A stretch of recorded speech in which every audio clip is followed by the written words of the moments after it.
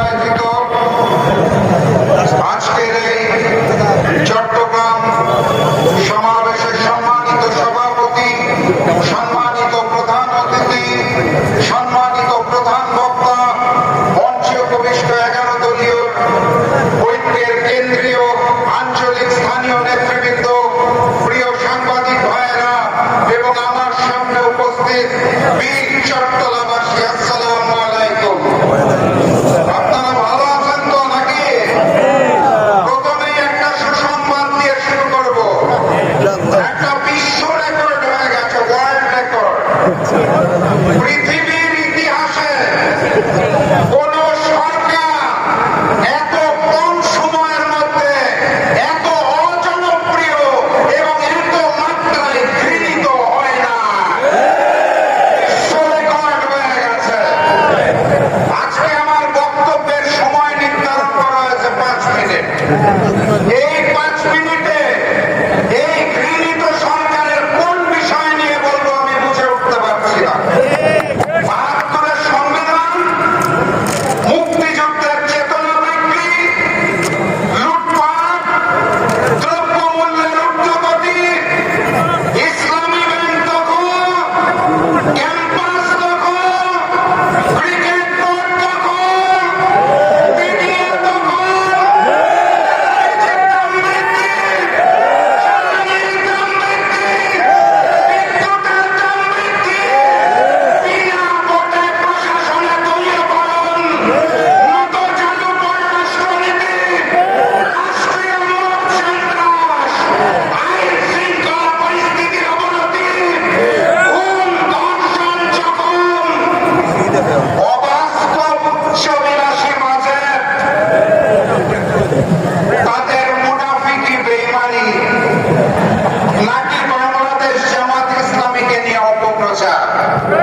5 মিনিটে কোন বিষয় নিয়ে বলবো চিন্তা করে দেখলাম, যেই সব বিষয়ের নাম খালি বলেছে পূর্ববর্তী ফ্যাসিস্ট শেখ হাসিনার আমলেও এই সকল বিষয় নিয়েই আমাদের প্রতিবাদ করতে হয়েছে।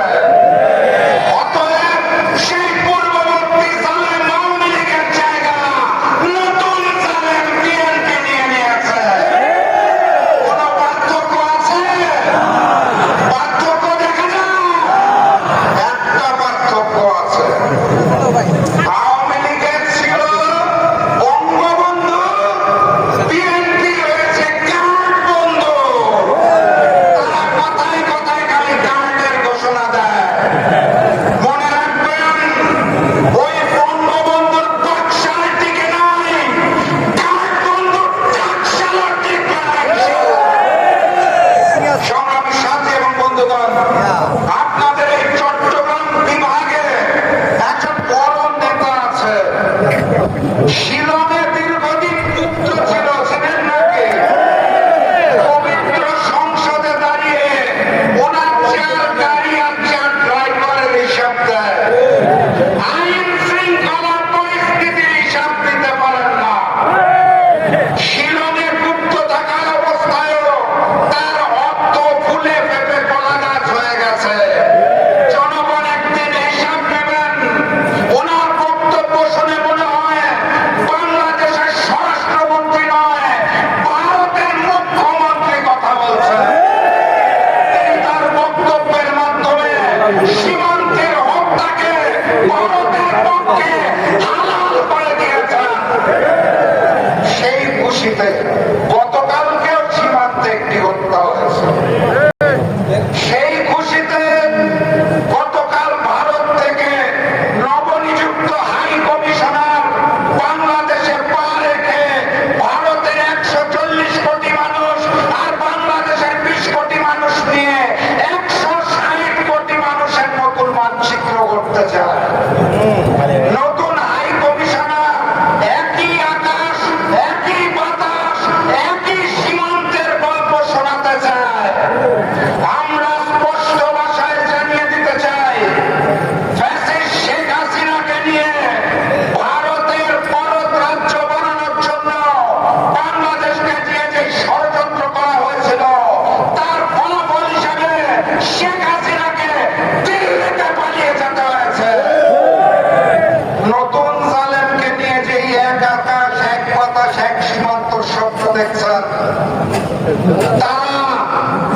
শেখ হাসিনার মতো দিল্লিতে না পালালেও শিয়ালদার লন্ডনে পালিয়ে যাবে। ভারতীয় আধিপত্যবাদের সামনে মাথা নত হবে না। গণভোটের জনরায়ের আলোকে জুলাই সনদ